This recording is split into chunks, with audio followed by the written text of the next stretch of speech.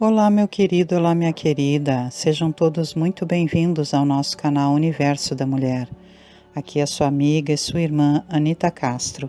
E nós estamos começando mais uma partilha do ESG, Estudo Sistematizado da Doutrina Espírita. Nós estamos vendo aqui o tomo 3 e hoje nós teremos a nossa aula de número 6, que vem falando sobre as esferas espirituais da Terra e mundos transitórios, tendo como objetivos específicos analisar as principais características das esferas espirituais da Terra e refletir sobre a função dos mundos transitórios. Só recordando vocês, meus queridos, que vocês vão escutar aí talvez sons externos. Eu já expliquei anteriormente, lá quando nós vimos o capítulo 5 de Mensageiros, o porquê disso, ok? Espero que vocês compreendam e que vocês continuem acompanhando o nosso trabalho aqui, que é sincero, amoroso e dedicado a cada um de vocês. Meu trabalho aqui é com muito carinho por todos vocês e muito respeito. E eu quero continuar servindo a vocês. Mas caso vocês sintam que está atrapalhando esses sons externos, vocês podem me dizer aqui logo abaixo que então eu vou ter que encerrar as gravações aqui do canal. Caso vocês não se importem, nós continuaremos, ok? E eu quero dizer para vocês então que essa aula é um pouco mais longa, mas muito interessante, gente. Então fique comigo aqui até o final que nós vamos aprender grandes coisas. Se você já estudou, vamos rever juntos e nós vamos então ter reflexões profundas sobre essa aula. Então, eu vou ler aqui o material como sempre faço e posteriormente, se sentir que há necessidade, eu faço breves comentários. Vamos lá então. Esferas espirituais da Terra. Ensina-nos Jesus. Na casa de meu Pai há muitas moradas. Se não fosse assim, eu vos teria dito, pois vou preparar-vos o lugar, e quando for e vos tiver preparado o lugar, virei novamente e vos levarei comigo, a fim de que onde eu estiver, estejais vós também, e para onde vou, conheceis o caminho. João, capítulo 14, versículos do 2 ao 4. Segundo a doutrina espírita, estas palavras de Jesus se aplicam tanto aos diferentes mundos habitados no universo, quanto aos planos evolutivos existentes no nosso planeta, objeto de estudo neste roteiro. Interpretando, porém, o ensinamento de Jesus, podemos dizer que a casa do Pai é o universo. As diferentes moradas são os mundos que circulam no espaço infinito e oferecem aos espíritos que neles encarnam moradas correspondentes ao adiantamento dos mesmos espíritos. Independente da diversidade dos mundos, essas palavras de Jesus também podem referir-se ao estado venturoso ou desgraçado do espírito na erraticidade, conforme se ache este mais ou menos depurado e desprendido dos laços materiais. Variarão ao infinito o meio em que ele se encontre, o aspecto das coisas, as sensações que experimente, as percepções que tenha.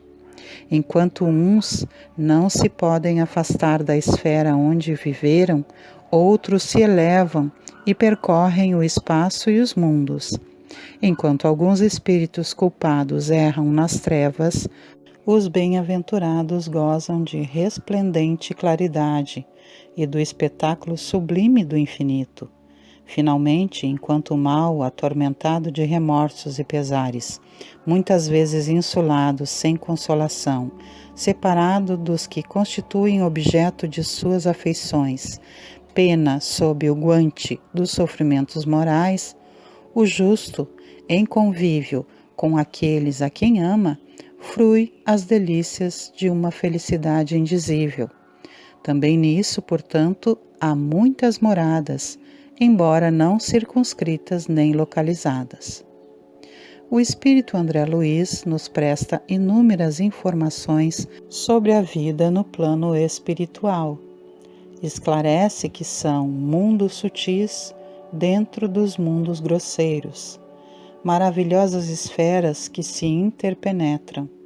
Tais esferas espirituais permanecem invisíveis ao ser humano encarnado, no atual estágio evolutivo em que nos encontramos, em primeiro lugar, pelas naturais limitações biológicas da nossa visão física, segundo, em razão do pouco desenvolvimento das nossas faculdades espirituais. Num esforço de síntese, apresentamos em seguida as principais características das esferas espirituais existentes no além-túmulo. Elementos constitutivos das esferas espirituais.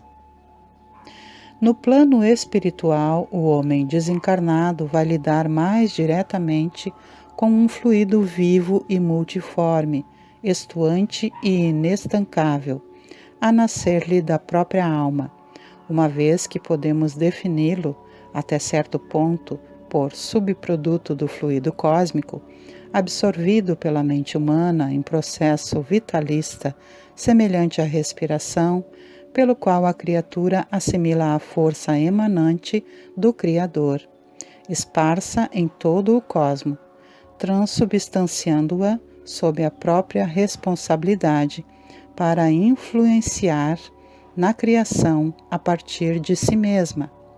Esse fluido é seu próprio pensamento contínuo, gerando potenciais energéticos com que não havia sonhado. De certo que na esfera nova de ação, a que se vê arrebatado pela morte, encontra a matéria conhecida no mundo em nova escala vibratória. Elementos atômicos mais complicados e sutis, aquém do hidrogênio e além do urânio, em forma diversa daquela em que se caracterizam na gleba planetária, engrandecem-lhe a série estequiogenética, tabela estequiométrica ou tabela periódica dos elementos químicos.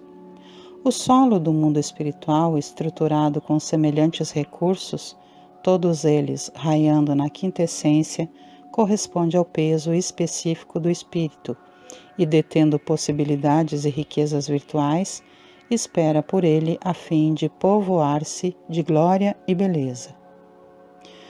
Condições ambientais das esferas espirituais. Na moradia de continuidade para a qual se transfere, encontra, pois, o homem as mesmas leis de gravitação que controlam a Terra, com os dias e as noites marcando a conta do tempo, embora os rigores das estações estejam suprimidos pelos fatores de ambiente que asseguram a harmonia da natureza, estabelecendo o clima quase constante e quase uniforme, isto em se tratando das esferas de mediana e superior evolução. Plantas e animais domesticados pela inteligência humana durante milênios podem ser aí aclimatados e aprimorados por determinados períodos de existência, ao fim dos quais regressam aos seus núcleos de origem no solo terrestre, para que avancem na romagem evolutiva, compensados com valiosas aquisições de acrisolamento, pelos quais auxiliam a flora e a fauna habituais à Terra, com os benefícios das chamadas mutações espontâneas. As plantas, pela configuração celular mais simples, atendem no plano extrafísico à reprodução limitada, aí deixando descendentes que mais tarde volvem também à leira do homem comum. Ao longo dessas vastíssimas regiões de matéria sutil que circundam o corpo ciclópico do planeta, com extensas zonas cavitárias, sob as linhas que lhes demarcam o início de aproveitamento, qual se observa na crosta da própria Terra a estender-se da superfície continental até o leito dos oceanos, começam as povoações felizes e menos felizes, tanto quanto as aglomerações infernais de criaturas desencarnadas que, por temerem as formações dos próprios pensamentos, se refugiam nas sombras, receando ou detestando a presença da luz. Esferas espirituais das regiões de trevas. Os espíritos superiores nos esclarecem que há esferas de vida em toda parte. O vácuo sempre há de ser mera imagem literária. Em tudo há energias viventes e cada espécie de seres funciona em determinada zona da vida. Chamamos trevas as regiões mais inferiores que conhecemos. São regiões ou esferas espirituais situadas abaixo e na superfície do globo terráqueo, também conhecidas como abismo ou regiões abismais. Transitando por essas regiões em trabalho de auxílio, o espírito André Luiz nos relata suas impressões sobre tais paragens espirituais. Diz o seguinte: noutras circunstâncias e noutro tempo, não conseguiria eu dominar o pavor que nos infundia a paisagem escura e misteriosa à nossa frente. Vagavam no espaço estranhos sons. Ouvia perfeitamente gritos de seres selvagens, e em meio deles, dolorosos gemidos humanos, emitidos talvez a imensa distância. Aves de monstruosa configuração, mais negras do que a noite, de longe em longe se afastavam do nosso caminho assustadiças. E embora a sombra espessa observava alguma coisa da infinita desolação ambiente. Após alguns minutos de marcha, surgiu-nos a lua, como bola sangrenta, através do nevoeiro, espalhando escassos raios de luz. Poderíamos identificar agora certas particularidades do terreno áspero. Atingimos zona pantanosa em que sobressaía rasteira vegetação. Ervas mirradas e arbustos tristes assomavam indistintamente no solo. Fundamente espantado, porém, ao ladear imenso charco, ouvi soluços próximos. Guardava a nítida impressão de que as vozes procediam de pessoas atoladas em repelentes substâncias, tais as emanações desagradáveis que pairavam no ar. Oh, que forças nos defrontavam ali!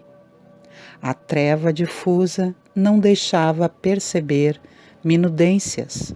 Todavia, convencera-me da existência de vítimas vizinhas de nós, esperando-nos amparo providencial. Esferas espirituais do umbral.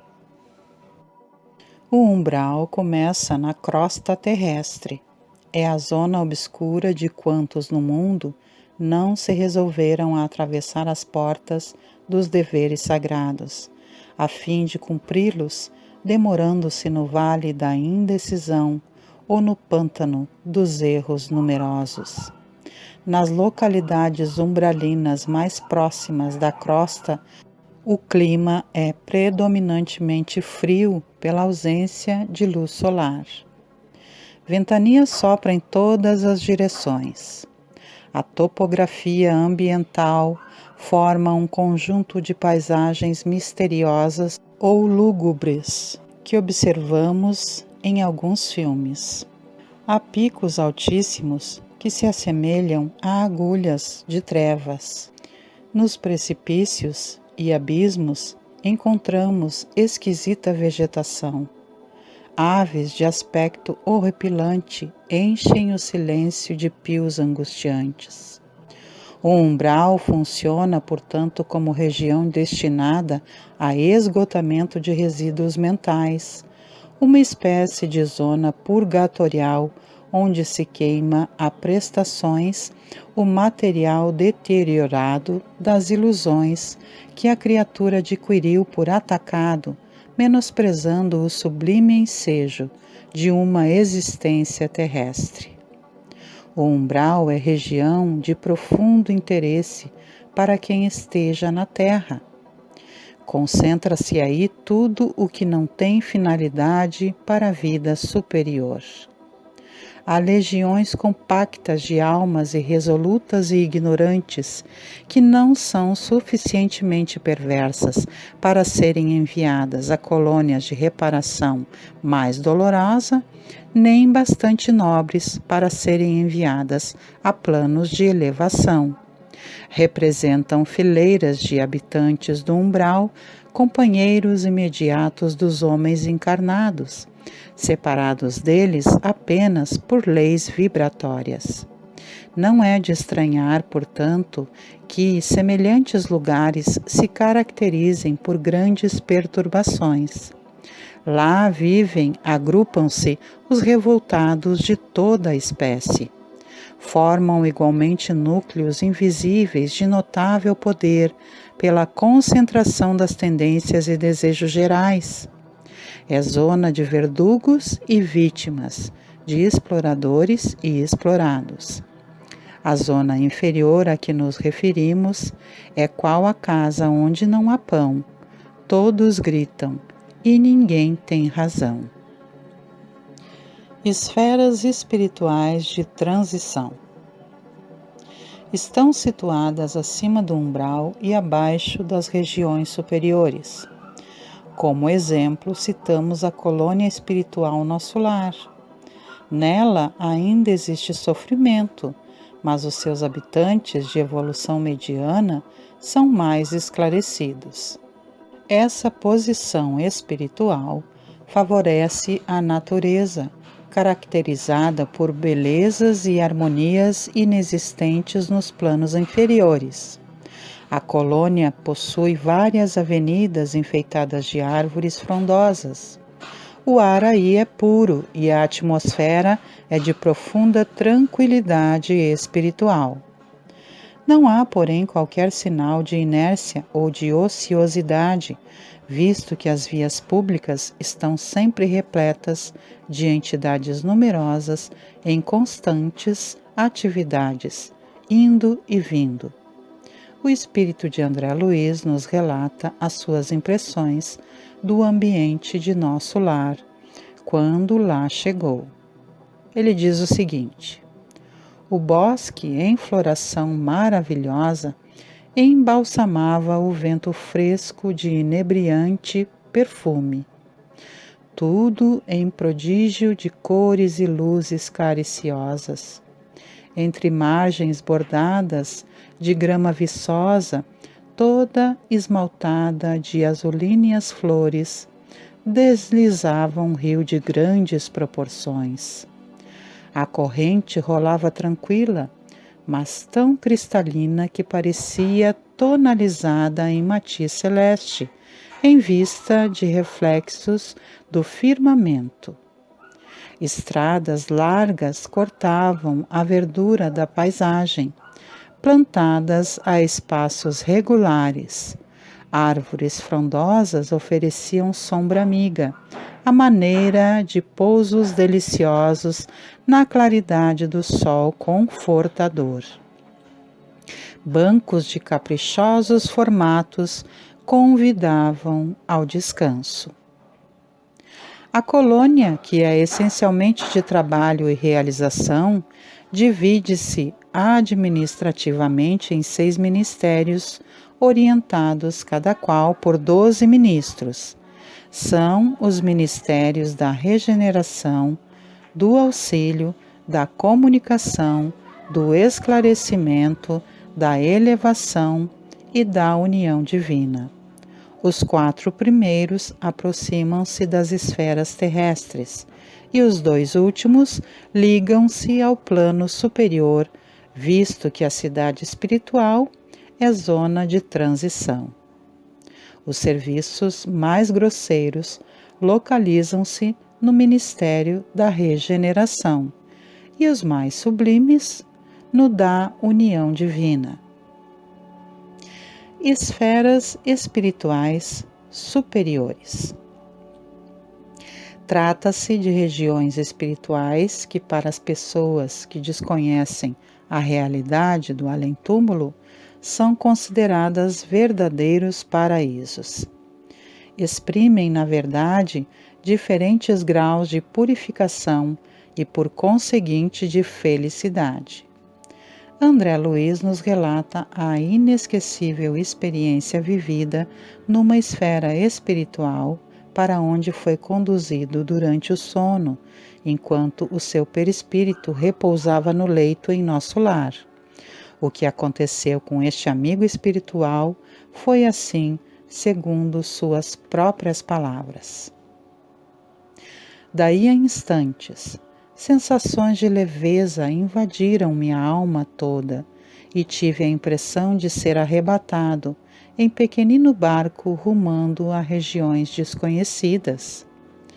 Para onde me dirigia? Impossível responder. A meu lado, um homem silencioso sustinha o leme. E qual criança que não pode enumerar nem definir as belezas do caminho, deixava-me conduzir, sem exclamações de qualquer natureza, extasiado embora com as magnificências da paisagem.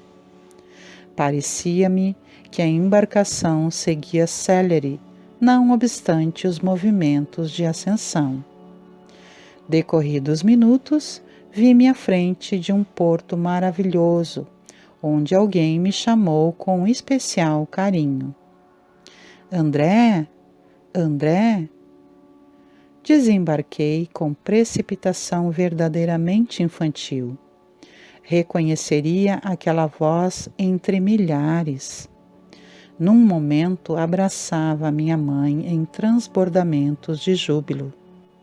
Fui conduzido então por ela a prodigioso bosque, onde as flores eram dotadas de singular propriedade, a de reter a luz, revelando a festa permanente do perfume e da cor.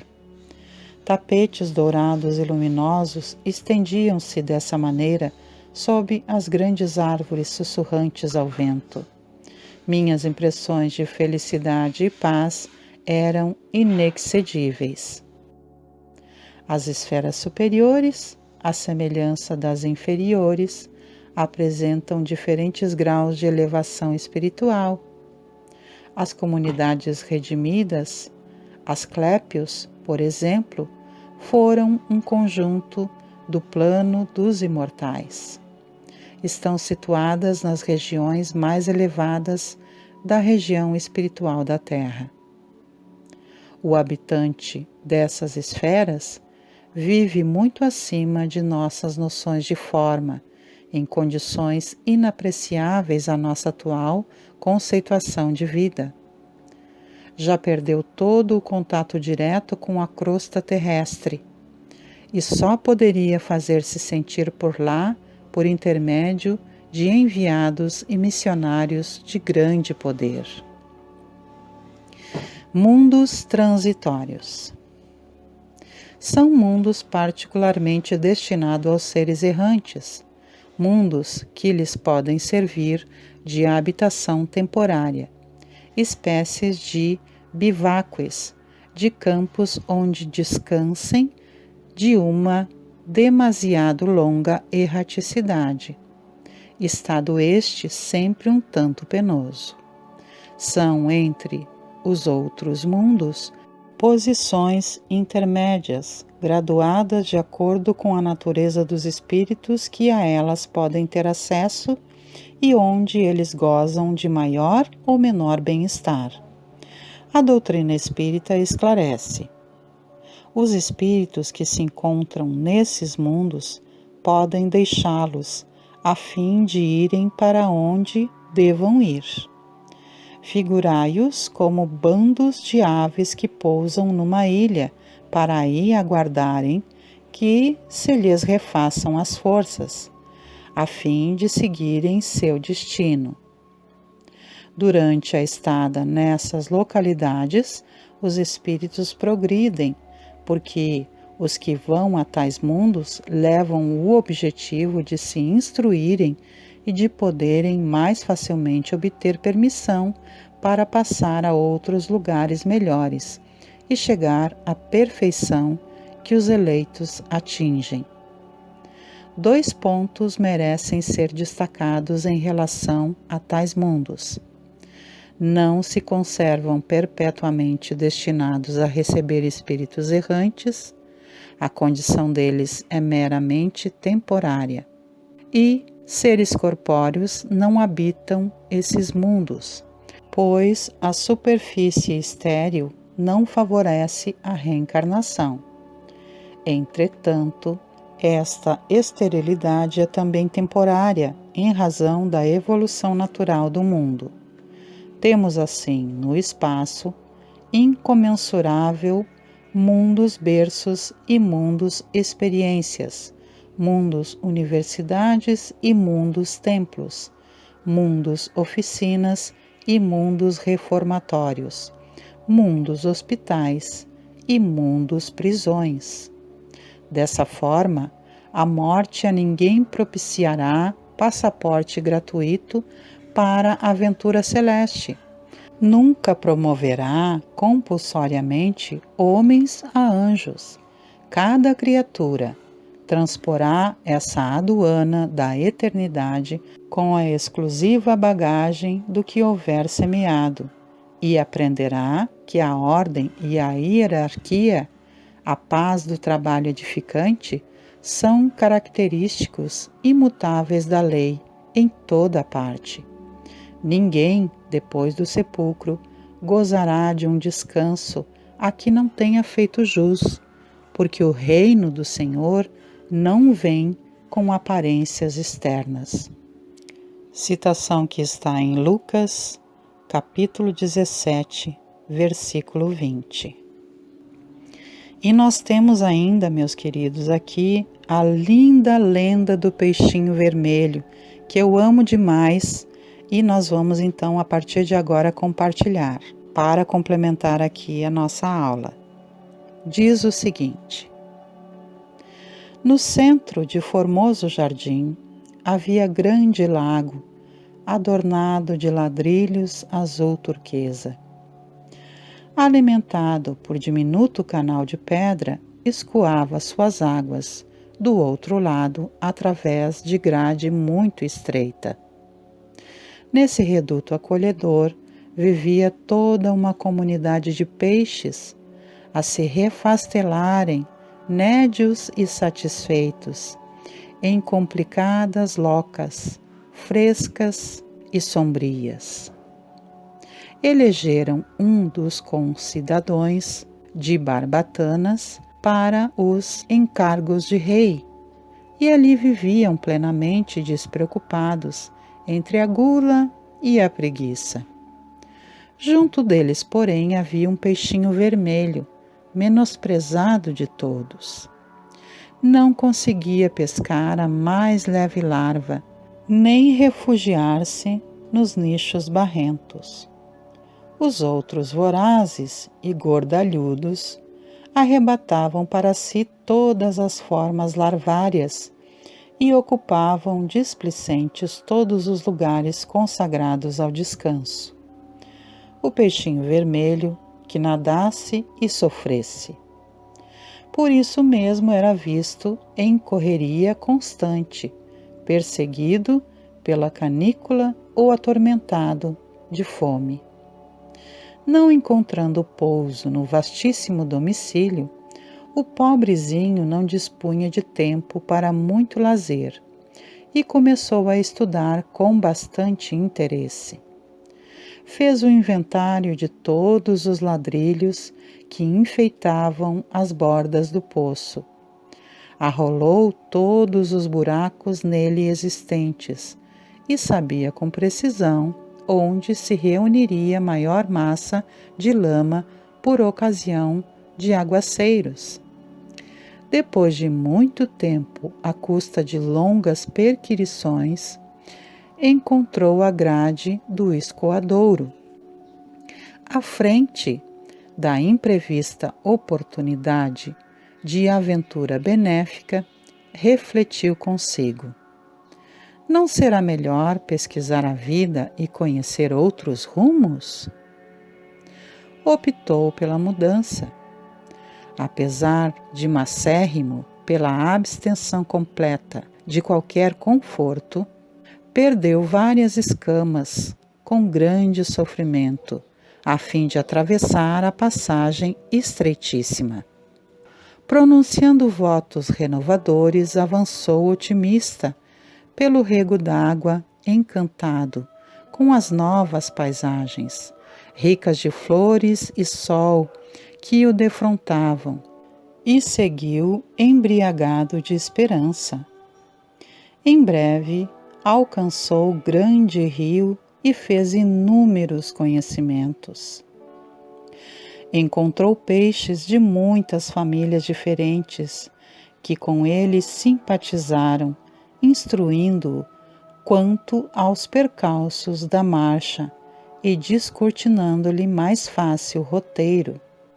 Embevecido, contemplou nas margens homens e animais, embarcações e pontes, palácios e veículos, cabanas e arvoredos. Habituado com o pouco, vivia com extrema simplicidade, jamais perdendo a leveza e a agilidade naturais. Conseguiu, desse modo, atingir o oceano, ébrio de novidade e sedento de estudo. De início, porém, fascinado pela paixão de observar, aproximou-se de uma baleia para quem toda a água do lago em que vivera não seria mais que diminuta ração. Impressionado com o espetáculo, abeirou-se dela mais que devia e foi tragado com os elementos que lhe constituíam a primeira refeição diária. Em apuros, o peixinho aflito orou a Deus dos peixes, rogando proteção no bojo do monstro. E não obstante as trevas em que pedia salvamento, sua prece foi ouvida, porque o valente cetáceo começou a soluçar e vomitou, restituindo-o às correntes marinhas. O pequeno viajante, agradecido e feliz, procurou companhias simpáticas e aprendeu a evitar os perigos e tentações. Plenamente transformado em suas concepções do mundo, passou a reparar as infinitas riquezas da vida. Encontrou plantas luminosas, animais estranhos, estrelas móveis e flores diferentes no seio das águas. Sobretudo, descobriu a existência de muitos peixinhos, estudiosos e delgados tanto quanto ele, junto dos quais se sentia maravilhosamente feliz. Vivia agora sorridente e calmo no palácio de coral que elegera, com centenas de amigos, para a residência ditosa. Quando, ao se referir ao seu começo laborioso, veio a saber que somente no mar as criaturas aquáticas dispunham de mais sólida garantia, uma vez que, quando o estio se fizesse mais arrasador, as águas de outra altitude continuariam a correr para o oceano. O peixinho pensou, e, sentindo imensa compaixão daqueles com quem convivera na infância, deliberou consagrar-se à obra do progresso e salvação deles. Não seria justo regressar e anunciar-lhes a verdade? Não seria nobre ampará-los, prestando-lhes a tempo valiosas informações? Não hesitou. Fortalecido pela generosidade de irmãos benfeitores que com ele viviam no palácio de coral, empreendeu comprida viagem de volta. Tornou ao rio, do rio dirigiu-se aos regatos e dos regatos se encaminhou para os canaizinhos que o conduziram ao primitivo lar.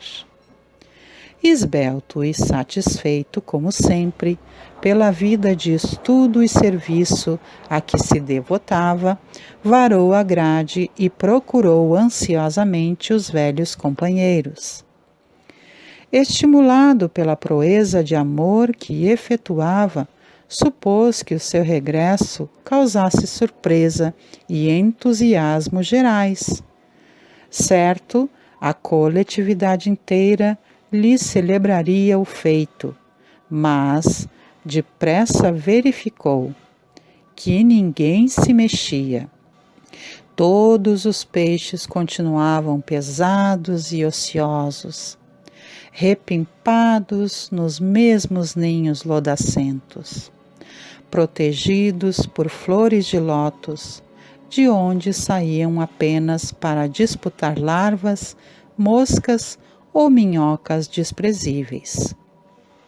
Gritou que voltara à casa, mas não houve quem lhe prestasse atenção, porquanto ninguém ali dera pela ausência dele. Ridicularizado, procurou então o rei, de guelras enormes, e comunicou-lhe a reveladora aventura. O soberano, algo entorpecido pela mania de grandeza, reuniu o povo e permitiu que o mensageiro se explicasse. O benfeitor, desprezado, valendo-se do ensejo, esclareceu com ênfase que havia outro mundo líquido, glorioso e sem fim. Aquele poço era uma insignificância que podia desaparecer de momento para outro. Além do escoadouro próximo, desdobravam-se outra vida e outra experiência. Lá fora, corriam regatos ornados de flores, rios caudalosos repletos de seres diferentes e, por fim, o mar, onde a vida aparece cada vez mais rica e mais surpreendente. Descreveu o serviço das tainhas e salmões, de trutas e esqualos, deu notícias do peixe-lua, do peixe-coelho e do galo do mar.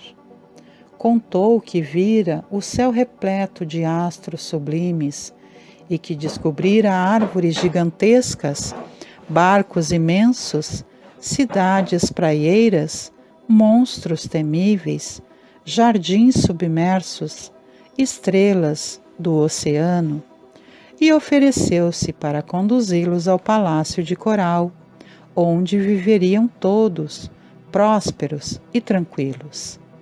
Finalmente os informou de que semelhante felicidade, porém, tinha igualmente o seu preço. Deveriam todos emagrecer convenientemente, abstendo-se de devorar tanta larva e tanto verme nas locas escuras, e aprendendo a trabalhar e estudar tanto quanto era necessário a venturosa jornada. Assim que terminou, gargalhadas estridentes coroaram-lhe a preleção. Ninguém acreditou nele. Alguns oradores tomaram a palavra e afirmaram solenes que o peixinho vermelho delirava, que outra vida além do poço era francamente impossível, que aquela história de riachos, rios e oceanos era mera fantasia do cérebro demente, e alguns chegaram a declarar que falavam em nome do Deus dos peixes, que trazia os olhos voltados para eles unicamente. O soberano da comunidade, para melhor ironizar o peixinho, dirigiu-se em companhia dele até a grade de escoamento e, tentando de longe a travessia, exclamou borbulhante: Não vês que não cabe aqui nenhuma só de minhas barbatanas? Grande tolo, vai-te daqui, não nos perturbes o bem-estar. Nosso lago é o centro do universo. Ninguém possui vida igual à nossa.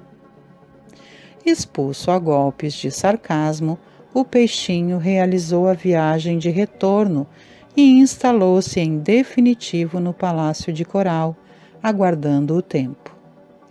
Depois de alguns anos, apareceu pavorosa e devastadora seca. As águas desceram de nível, e o poço onde viviam os peixinhos pachorrentos e vaidosos esvaziou-se, compelindo a comunidade inteira a perecer, atolada na lama.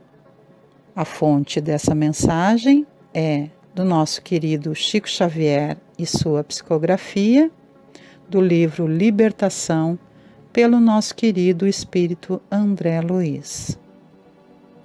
E temos ainda uma mensagem final com a prece aos anjos guardiões e aos espíritos protetores, que vem do Evangelho segundo o Espiritismo, capítulo 18, item 14. E diz o seguinte: Espíritos bem-aventurados, anjos guardiães, que com a permissão de Deus pela sua infinita misericórdia velais sobre os homens, sede nossos protetores nas provas da vida terrena. Dai-nos força, coragem e resignação. Inspirai-nos tudo o que é bom. Detende-nos no declive do mal. Que a vossa bondosa influência nos penetre a alma. Fazei sintamos que um amigo devotado está ao nosso lado, que vê os nossos sofrimentos e partilha das nossas alegrias. E tu, meu bom anjo, não me abandones. Necessito de toda a tua proteção para suportar com fé e amor as provas que praza a Deus enviar-me. Que aula maravilhosa, não é mesmo, meus queridos? Quanto conteúdo a refletirmos temos aqui. Conteúdo preciosíssimo essa aula. Tratando aqui das diversas esferas e paragens espirituais, conforme a evolução de cada espírito, não é mesmo? Fala aqui das diversas esferas, inclusive citando nosso lar. Nós aqui no canal Universo da Mulher já estudamos todo o livro Nosso Lar e agora estamos no livro Os Mensageiros. Esses livros fazem parte da série sobre a vida no mundo espiritual, essa série todinha de livros escrita pelo nosso querido André Luiz, através da psicografia do Chico Xavier, nosso amado amigo, que também já partiu para as esferas superiores. E certamente que aqui nós temos um material de estudo e reflexão profundos, porque foi nos sendo aqui falado sobre cada uma dessas esferas. E concluiu com a linda história, com a linda lenda do peixinho vermelho, não é? Que foi também trazida pelo querido André Luiz no livro Libertação.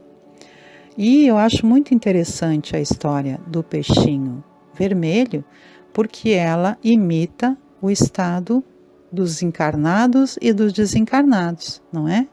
Aqui André Luiz está fazendo uma menção, na verdade, da vida na Terra, que muitas vezes as pessoas aqui encarnadas não aceitam a vida espiritual, dizem que é bobagem, que não existe outros mundos, que não existe vida, tanto em esferas trevosas como também em esferas iluminadoras, e que apenas a Terra é o centro do universo. Não é verdade, meus queridos. Nós vimos aqui, nós temos notícias, sabemos através dos estudos feitos pela espiritualidade maior junto a nós, trazido esse material riquíssimo para o nosso conhecimento, que há sim zonas de trevas e zonas de luz. Essas trevas, elas vêm dos corações, das mentes, dos espíritos que ainda estão em declínio, que ainda não se elevaram, que ainda trazem a maldade nos seus seres.